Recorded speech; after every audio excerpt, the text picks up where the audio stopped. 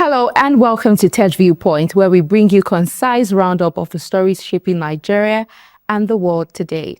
I'm your host, Queen Agaba. We begin with Benue State, where tragedy struck a rural farming community on Friday. At least 15 villagers were killed when armed terrorists opened fire on residents harvesting cashew nuts in Ojantele in Apa local government area. According to reports, the victims had gone to the farms early in the morning to gather fallen cashew nuts after an overnight rainfall when the attackers struck.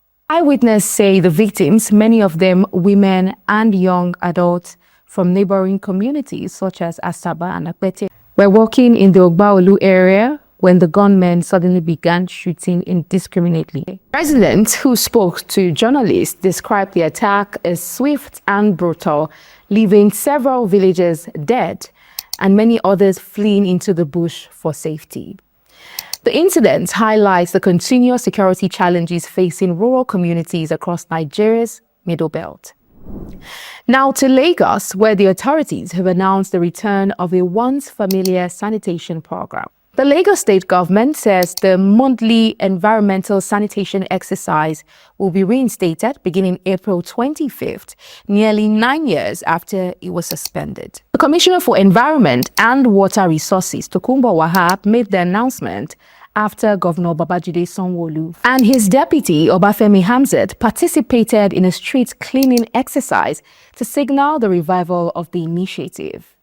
The sanitation program, which requires residents cleaning the environment, was originally suspended in November 2016, following a Court of Appeal ruling that the restriction of movement during sanitation hours violated citizens' constitutional right to freedom of movement. Officials say the renewed effort will focus on improving environmental cleanliness and public health across the states. In the political arena, a fresh exchange of words has emerged between the presidency and prominent opposition figure.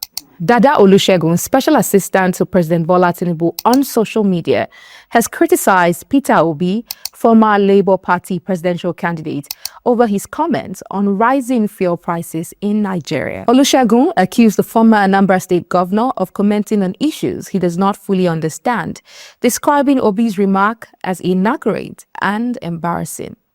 Obi had earlier argued that Nigeria remains vulnerable to global oil price shocks because the country lacks strategic petroleum reserve and long-term planning in the energy sector. The debate highlights the continuing political tension surrounding Nigeria's fuel pricing and energy policies. Meanwhile, the Nigerian military says it has intensified operations against insurgents and other criminal groups across the country. The defense headquarters announced that troops killed more than 30 terrorists, including several high-value targets, during coordinated operations carried out between March 7th and March 12th.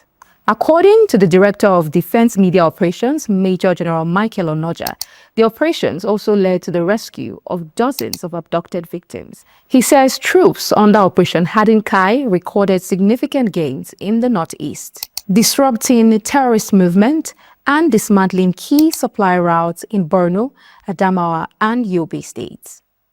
The military says it will continue sustained operations aimed at restoring security in affected regions. Outside Nigeria, tensions are rising in the Middle East after a security incident at a major diplomatic facility. A missile struck a helipad inside the United States Embassy compound in Baghdad, according to Iraqi security officials. Two officials confirmed the incident, which occurred within the heavily fortified diplomatic complex. Video footage reportedly showed a column of smoke rising above the compound following the strike. Images circulating online also captured smoke and dust billowing over the embassy area. The attack comes amidst growing military threats in the region and has heightened concerns around safety of diplomatic missions in Iraq. Back home, many Nigerians are facing increasing hardship due to combined effect of extreme heat and power shortages. Households and businesses across several states have reported worsening electricity supply as a heat wave sweeps across the country.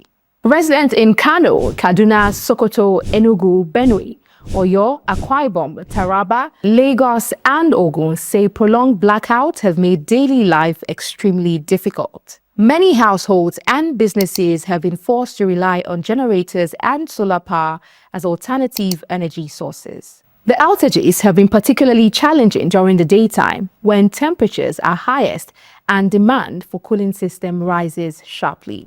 And that's it on TEJ Viewpoint. For more stories, analysis, and updates, visit the Elite Journal online. Thank you for watching and see you again.